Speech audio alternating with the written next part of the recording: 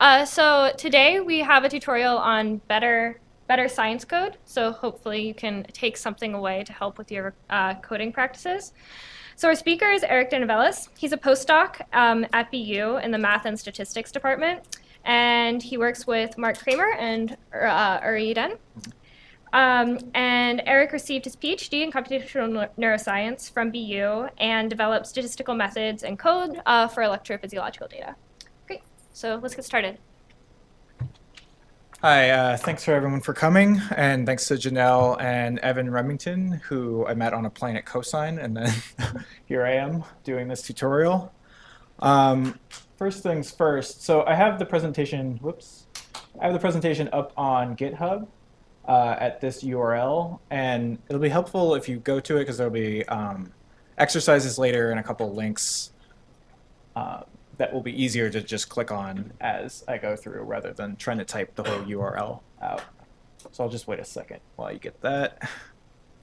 Also in the presentation, you can find the repository, which contains a lot of links to resources. Hopefully this will work. Right, so I kind of have a bunch of resources here, different readings, particularly this one right here, Good Enough Practices in Scientific Computing, as sort of the foundation for a lot of what I'm going to talk about. But there are also a couple other things with tips for writing better code, things for writing or learning how to use version control, particularly this Git for Humans presentation is great for that. Just understanding the basics of what Git is and what version control can do for you. And also resources for how to document your code and then open science. Okay. Go back here.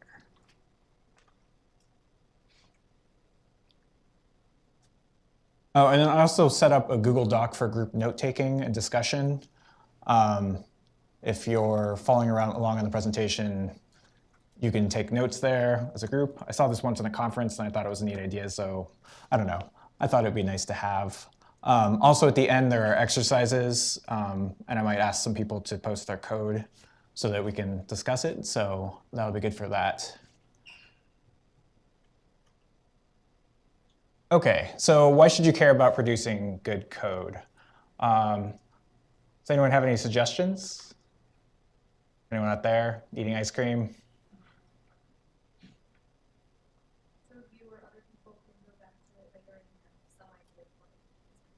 Right, so you or other people can go back to it and look at it later. Anyone else? No? So you're more confident there aren't bugs. So you're more confident there aren't bugs. That's a great reason too. What do I mean by good code? That's also important too. Sure, the whole what is optimal question, or what do you mean by optimality? Right. So I'm going to talk about all those reasons, hopefully, and hopefully we'll kind of get toward what defines good code. Okay, so I think reason one is doing good science. So we spend a lot of time doing experiments and doing those carefully. We spend a lot of time writing papers and doing that carefully. And then you might not spend a lot of time writing code that works. But that code that works is sort of how you get from experiment to paper and how you produce things for science. So it makes sense that you should care about that part of the pipeline. There's also, we don't have to really retract papers because the code has bugs. It's sort of in the same vein, right? Like, it'd be pretty embarrassing to have to go back to the journal and say, like, sorry, science paper, I just had an indexing error. That's no good. Okay, and then so why should you care about producing good code? It reduces the chance of mistakes. That was one of the reasons we just covered. And it's really easy to make mistakes. I don't know if you found this in your own work, but it is shockingly easy to make an error, and then you get very scared. At least I do. And then you spend a lot of time trying to figure out, did you make more mistakes? Is this all there is? Why should I even carry on, et cetera. Yeah, I know, a little bit dramatic. Okay, so it's too easy to make mistakes. And we know as the complexity of the software program increases, the likelihood of undiscovered bugs quickly reaches uncertainty. So it's really quite difficult. Sorry, I'm really having trouble with this note thing on the side, so I'm going to restart this real quick.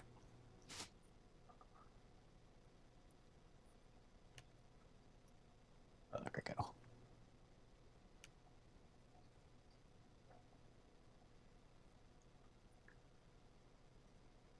Right, so we're writing pretty complex code as scientists, and we'd like to, and if the likelihood of a bug is pretty certain, then we'd like to figure out ways to mitigate those chances of getting a bug. Right, so we're writing complex code.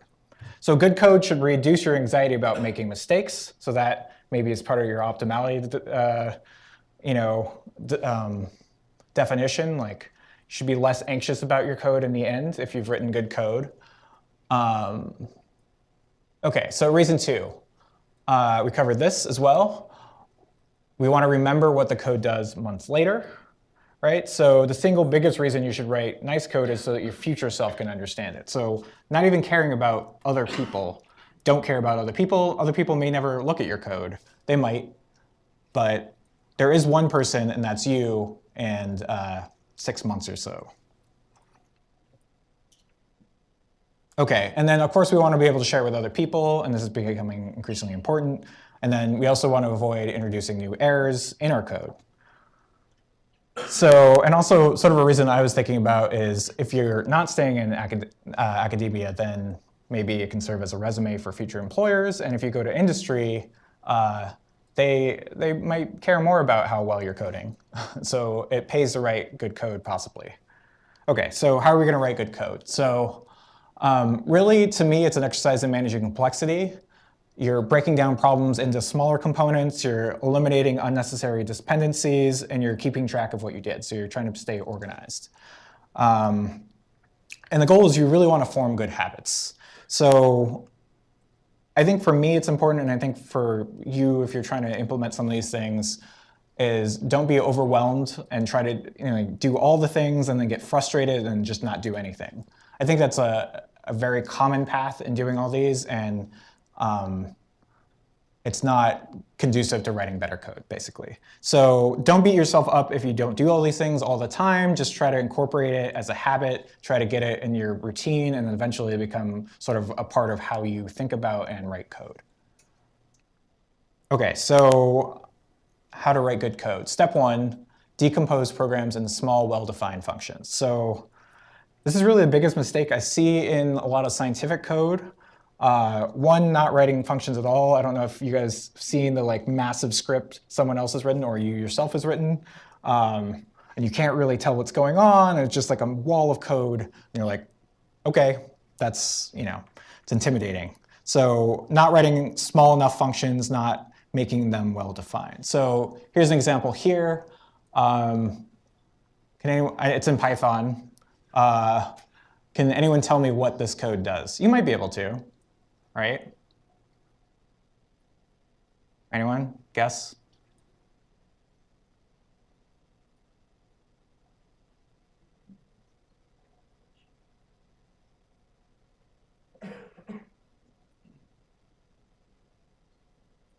Okay, so what if I wrote it like this? So slightly better function, right? I'm loading some data. I'm doing a linear regression. I'm doing a z-score. I'm getting some coefficients out. I'm taking the difference, and I'm saving my answer. So I've broken down that sort of mass of functions from this one, right, where you're kind of intimidated by seeing the word linear algebra and QR maybe, or maybe not. Some dot products, but you don't really know what each bit of this code is doing. Whereas if they're sort of encapsulated in smaller functions and well-defined functions at that, then you kind of know what it's doing. So the z-score function down here does a z-score, linear regression function down here does linear regression. Did any of you see a mistake in the previous code? No? Right, so I mean, it's sort of by fiat, but presumably this Q2, you'd want something different than Z1 here. You'd want the Z2 here. So by writing smaller functions, more well-defined functions, you might see that mistake somewhere in this, or you might be less likely to make that mistake. So sort of the advice for this is try to keep functions less than 60 lines. That's not a hard limit. That's sort of a rule of thumb thing. If you find yourself basically writing a function that scrolls off the screen, you have to scroll down to see it, then it's sort of hard to sort of mentally process that function all at once. If you can see your function all at once, that'll sort of help you keep it in your working memory, right? And hopefully that'll help you understand what the function is doing. And also just, if it's getting that complicated, you might want to think about, maybe there are smaller functions that could be part of this process. So try to keep what a function does as simple as possible, and that's sort of what I mean by well-defined. Another way to think about this is you want sort of your functions to be the atomic building blocks of your more complicated code. So think about if you came back to the function later, how long would it take you to understand what it does? And ideally, you might be able to explain what it does in a sentence. And then it's also nice to sort of keep the number of side effects, so the number of dependencies that code has, as simple as possible, because once you start incorporating dependencies, then that bit of code depends on some other bit of code, and then you're sort of lost in really understanding what's going on. You get this complex web. So if you can get as few side effects as possible, and you get your function to do just one thing and sort of be simple to sort of take in, then you're well on the track to writing a good function and therefore good code. And sort of part of this is duplicating or eliminating the duplication of code. So if you find yourself duplicating or copy and pasting more likely the same bit of code over and over and over, maybe think about turning that into a function, right? And that's a sort of a code smell, where if you see lots of replication, lots of copy and pasting, I mean, number one, you're probably going to make a mistake somewhere in there from that copy paste, because you're probably changing a variable or two in that copy paste.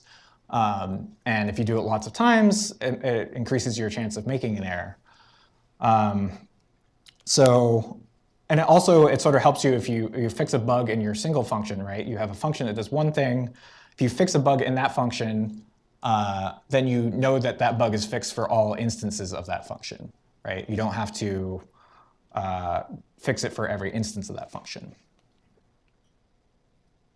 Okay, so again, this is sort of our bad function, right? And then we're eliminating duplication. We had this linear regression twice and the z-score twice.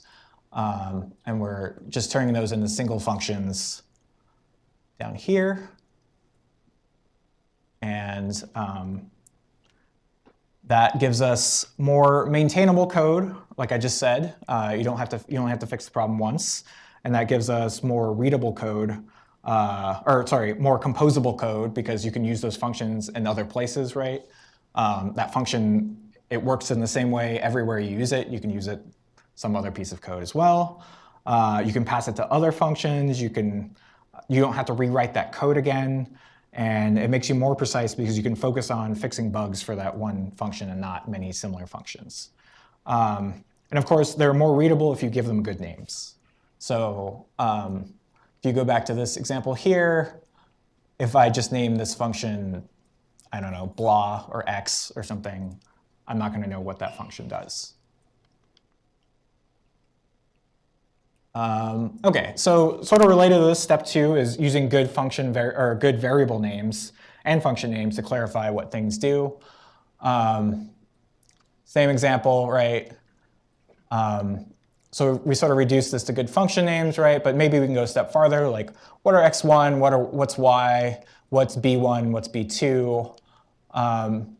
Maybe we want to say that our x1 was actually a design matrix for a regression, our x2 is actually a design matrix 2 for a regression, and maybe this y was a response.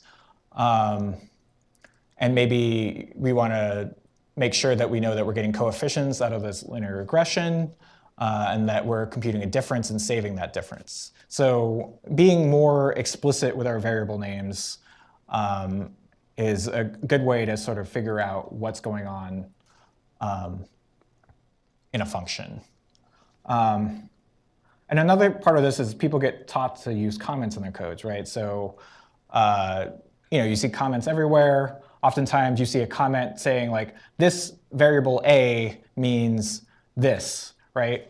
But you don't really need that. If you just name the function what you said it was, if your variable a happens to be design matrix, then you don't need the comment saying that your variable a is design matrix, just name it design matrix.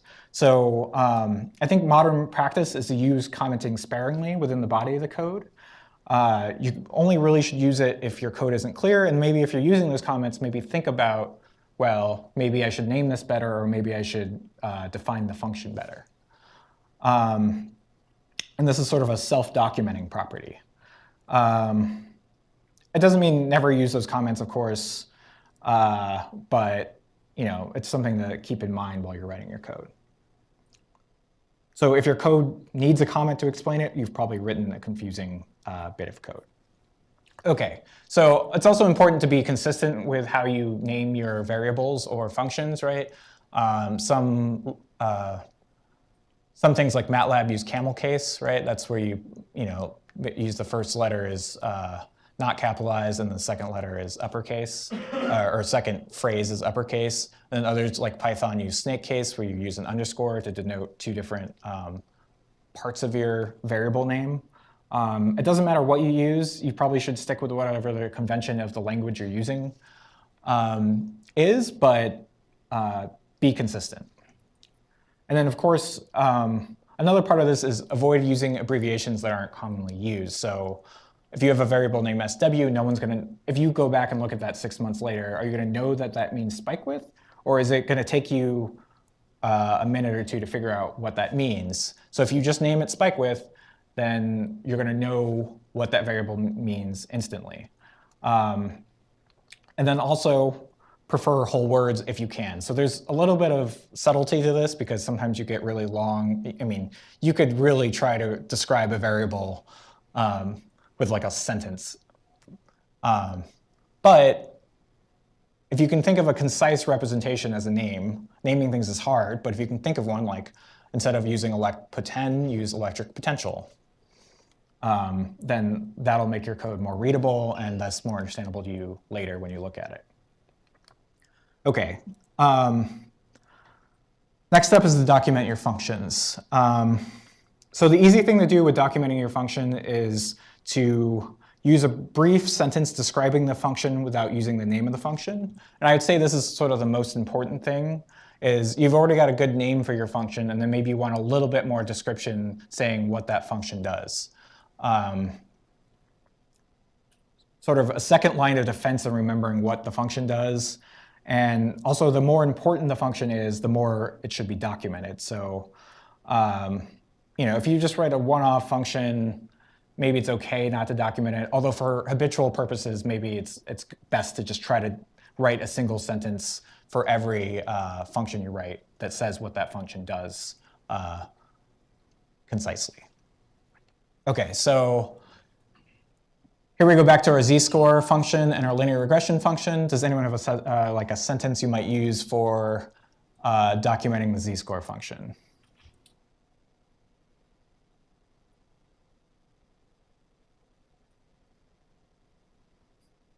What does the z-score do? OK, so one thing you could just say is number of standard deviations from the mean. That's what you get from a z-score function. Linear regression, you could use calculated, well, this one uses least squares linear regression for it in the description, but I just took that from the NumPy documentation for this function. So in this case, you would probably want to try to avoid using linear and regression in it, but you also shouldn't try to kill yourself doing acrobatics around not using the function name for your function summary.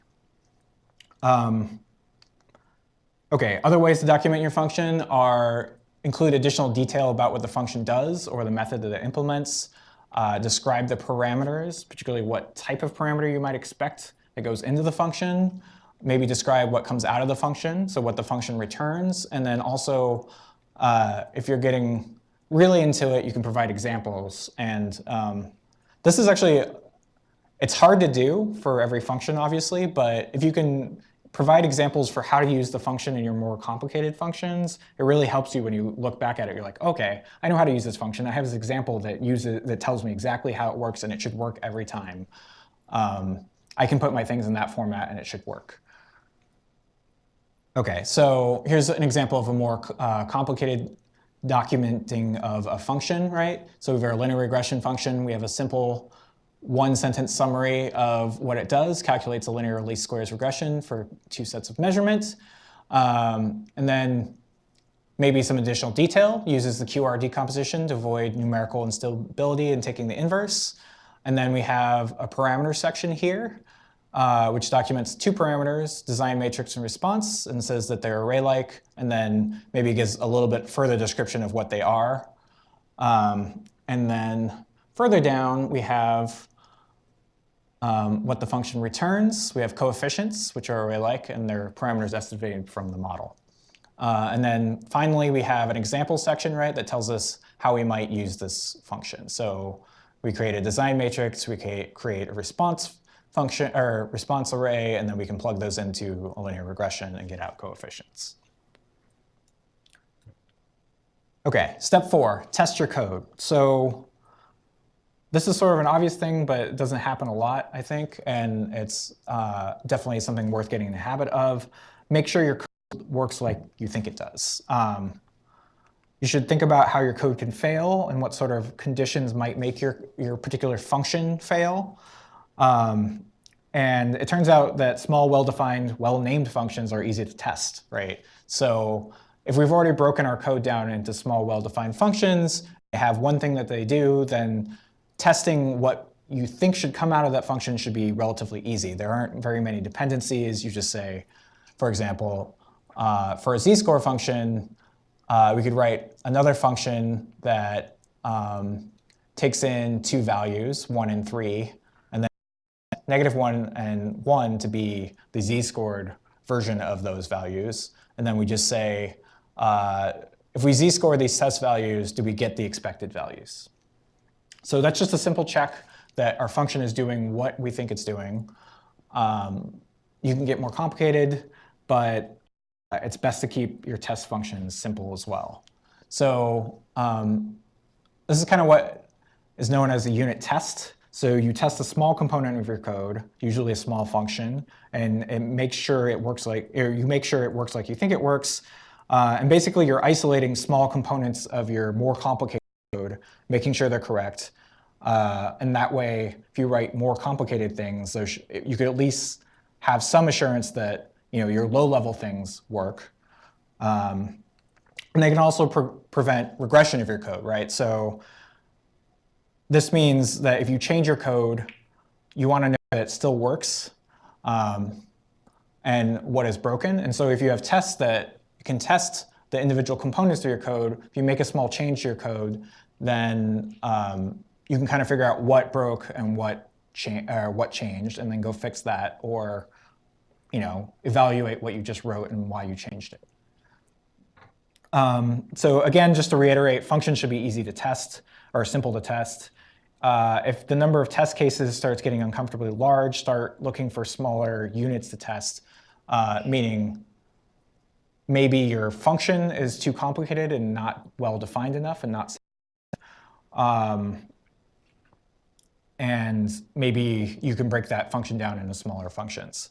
And also a good thing to do is after you find a bug, maybe write a test that accounts for that case, right? So that you never run up against that case again. That's what I just said here. If you find a bug, write a test. And you can also, if you're getting really fancy, you can use unit tests to define the requirements of your code, meaning that there's a way of programming in which you write the tests first before you even write the function. And then you write the function to make all your tests pass. So that's one way you could approach that. It's called test-driven development. And it's personally complicated for me to do in sort of the, mass of trying to get everything to work. But if it's your style of thinking, and I think it's a good way to go. And also, it serves as a form of documentation for your code, these tests, because you're basically creating examples for how you think your code should work. So if you write a bunch of test functions, those can actually almost serve as at least one of your examples of how your code should work, because that you can put in the documentation, because you know exactly what should come out and what should go into the function and what should come out of the function. Finally, there are programs called test runners that can run a group of tests automatically. And it turns out that MATLAB, Python, and R, so they don't really have an excuse, all have unit test packages or frameworks that allow you to run these tests automatically. You can go one step further and integrate them with your version control system so that they run every time you commit a new piece of code. And this is known as continuous integration. So, I'd like to reinforce that it all really seems complicated writing these tests and making sure your code works. But in the process of developing code, you're often writing tests anyways. And so formally writing tests is kind of a way to just keep all the tests that you wrote sort of prototyping this function out in one place and making sure that they always work. So I think it makes a lot of sense to write these tests, and that it yields more predictable code. And you really have to understand what your function does to write a test. OK, so step 5 is use version control. I'm just going to introduce what version control is here and why you should use it. I'm not going to try to get you or step through any particulars about version control. But if you don't know what version control is, it's a sophisticated way to track changes in your code over time. So you might experience this if you've ever used Dropbox, for example, which is not a very sophisticated version, but it'll keep versions of your code or versions of whatever you put in your folder over time. Microsoft Word, if you've ever tracked changes in Microsoft Word. And Git is the most popular of these version control methods. But it takes some inertia to sort of get going with it. But it's worth it to learn. I'm just saying that if you're going to try to incorporate all these practices, using Git it takes a little bit more time, and you need some time to really think about how it works. OK, so what these version control systems are really doing is taking snapshots. Either Dropbox does it sort of automatically. You put something in there, and it takes a snapshot of what's in that folder. If you use something like Git, you're going to have to tell it to take a snapshot at a particular time. I recommend using this GitHub desktop if you've never used the command line version. So typically, Git is a command line interface. But GitHub has come out with a desktop version, which is sort of a graphical interface for using Git. And it's actually how I sort of transitioned myself into using Git, because it's pretty simple to use. It hides some of the complications of using Git. Eventually you'll probably need to use the command line to fix things, but it's a good way to sort of just ease into it, I think. OK, so what version control is doing is it's storing the whole history of your project, right? So in this GitHub, it's hard to see, but each of these is a commit or a snapshot of the repository that contains this presentation. And each of these is a snapshot, like I just said. And I can go, and so that helps you back up your work. And then you can also go back to previous versions of your code. So if you mess something up, you can always go back to something where you feel more comfortable with, or at least compare the difference between the two. OK. Another reason to use version control is to reduce code clutter or confusion. So often you see people naming things like code version 1, code version 2, code version 3. With using something like Git or version control, if if you're taking these snapshots, you don't have to account for each version. You already have something that's keeping track of each version. So that really simplifies what's in your folder, right? So you don't just stare at your folder and go, I don't know which versions of these code that I used 5 months ago to run this project or to run this bit of analysis. It should just be there in the current form, or you can time travel back and sort of look at your history and see how you changed it and what version you want. And control is also good for experimenting with code. If you think of one way to sort of implement analysis and you decide that that's not, there might be a better way, what you can do is create a branch and sort of experiment with changes to your code, and then if you don't like it, throw it away, or if you like it, incorporate it back into your code. So using version control is really good for that. One of the things for me in grad school was not knowing about this initially, and then eventually using Git and going, oh, right, that makes a lot of sense. This makes me feel better. So it sort of reduces that anxiety of, I just tried this other thing, I changed it, now I don't know what I changed, and now I have to go back, but I don't quite know if I went back to the exact version of it. Now you can experiment with your code. Okay, and of course, version control makes it easier to work with others. I won't really cover that as much, but using things like GitHub or Bitbucket or GitLab makes it easy to share your code with other people. One important thing to do with version control is to commit early and often. So that means just take a lot of snapshots of your code. When you get a piece of code working, commit it. And then you should write a commit message, which is sort of a documentation of what you just changed. Don't comment out code. Just remove it. You can get it back because you're using version control. You can always go back. And again, use GitHub Desktop. OK, 2 more steps. Step 6, refactor your code. I think this quote pretty much says everything I want to say about this section. If you ever have to think about what the code is doing, you might want to also ask yourself, can you make that code simpler to make it more understandable and make the understanding more apparent, so that if you ever go back to it again, you won't, again, have the same problem. So how do you make it more streamlined? Some people call this the Boy Scout principle, always leaving the code in a better state than when you first found it.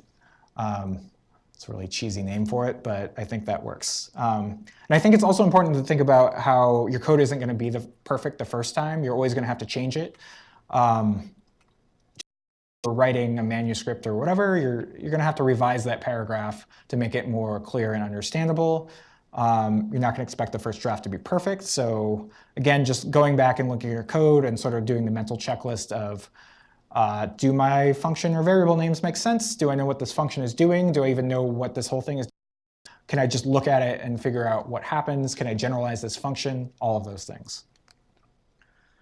OK, and step 7, the final step, is to always search for well-maintained software libraries that do what you need. If there's someone already writing the software that you need, then you should just use it.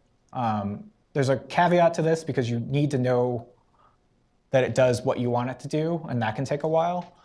And then if it's not being well maintained, meaning there aren't people actively working on that project, that can be sort of a red flag as well, because what if something updates and you can't use that piece of code anymore? So this one is sort of the most caveated of these steps, but I think it's important to at least have it in the back of your mind, like maybe there's something out there that already does what you want it to do, and I don't have to spend a week or 2 weeks trying to code this up and understand it. I can just take what they did and plug it into a pipeline going.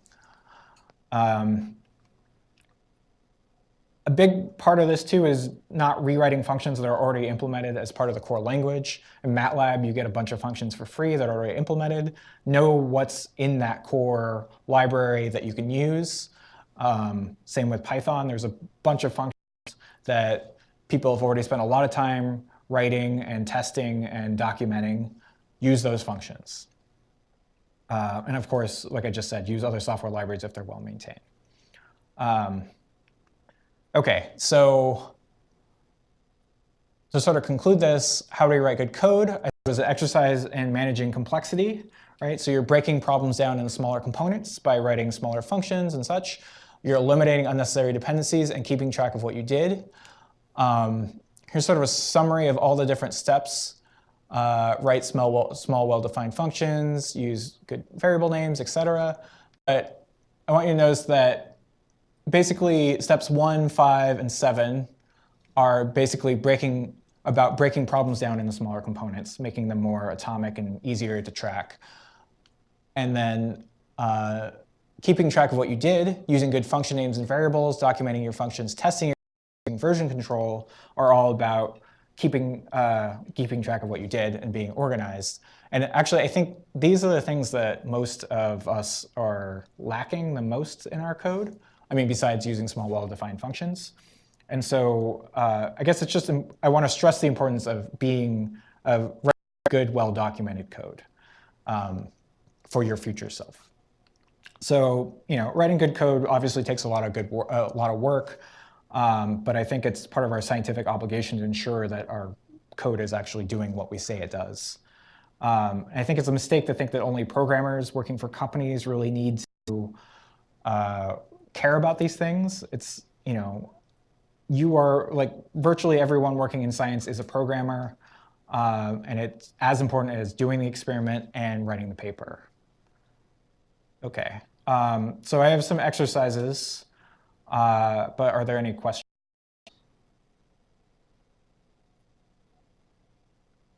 Janelle? Yeah.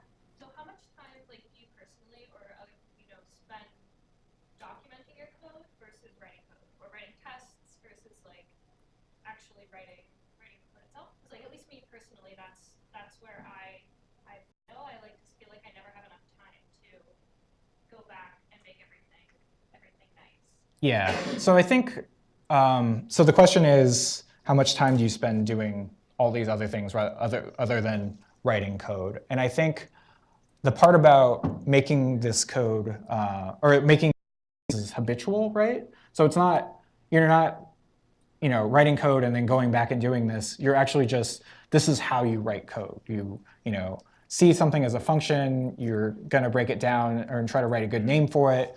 If you start writing a function, maybe write a quick sentence summary of what it does before you even start, into what the actual code body should do. It does take a lot of work.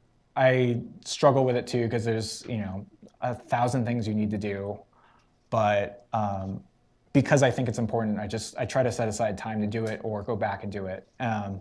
And also the part about refactoring your code, right? If you look at your code later and you don't understand what's going on, like maybe just make a couple tweaks in your code as you're looking at it again. Like it doesn't have to be this monolithic process that is going to take forever, or you're like setting aside all the to it. Just kind of do it as you go as much as you can, and hopefully that'll make your code better. Okay, any other questions?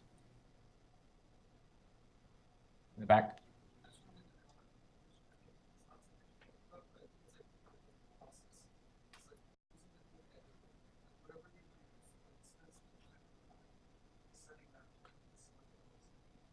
Right.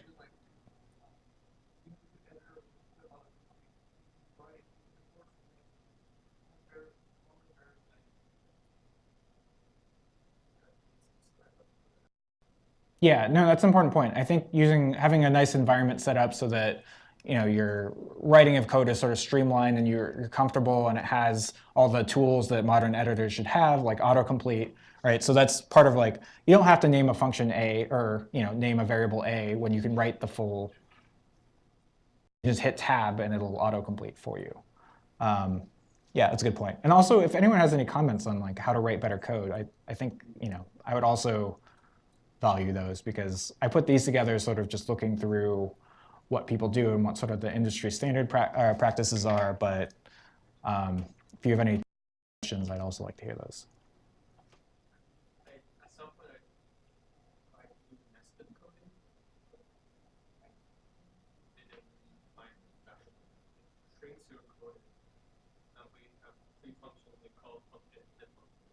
Oh, right, yeah. So you're talking about... Yeah, there's a lot of... Right. So there's a paradigm in functional programming where you nest a whole series of functions, right? And you can sort of create a pipeline, and each of those functions should do one thing. And some people think that's easier to read, some people don't. I think a personal choice. I think there's a lot of ways you could go about it, but I think writing those smaller functions in the first place might be a good place to start anyways. Like you can, set it where it passes something to a variable name and then puts that back in, and maybe that's more readable. But I think just starting there in the first place is valuable too. Back. How should we decide some group of functions should be the same file, or should we separate the functions into two files? So how should we separate functions into different files or keep them in the same file? I mean, that's really going to be a choice of your abstract model of what's going on, right? Like if you're writing something that does like some sort of brain connectivity estimator, right? Like if you're doing coherence and like maybe there's some common grouping that you see, or with like maybe there's coherence and maybe there's correlation, maybe there's the weighted phase lag index or one of those other billion things. And I mean, conceptually, I think the important thing is to think about it and think about what the sensible grouping is and like maybe what you might expect later or what else might expect it to be. There's no definite answer for that, obviously, but I think as long as you try to have a mental model of like if you have that question and then you think about it and you come up with an answer, that's going to be good enough for now, basically. And then if someone complains about it, then maybe think about how that changes. But like, there's trade-offs, I guess. Yeah. Anyone else? Okay, so the exercises are obviously optional, but I have them here. So there's a Python version, .py, and there's a MATLAB version, .m. And for anyone that wants to, we can work on them for about 30 minutes. And there should be instructions here on how to go about it. But the idea is that you're trying to compute two statistics, the coefficient of determination and an adjusted coefficient of determination. It doesn't really matter, but there's a mess of code with some comments, right? And it takes some data in, and it does something to that data, and then you get this coefficient of determination. And the exercise is to refactor that code into smaller functions, document those functions, and try to write a test function for those functions. So basically trying to go through the steps of looking at the code and trying to break it down into those smaller components and document it. So hopefully it's self-explanatory what should go on. I would say that it's probably not feasible to accomplish this entire exercise in 30 minutes. So if you start with a detrend function, which will make sense if you look at the code, and try to document that and write a test function for that, that would probably be the place to start for this. Thanks for having me too.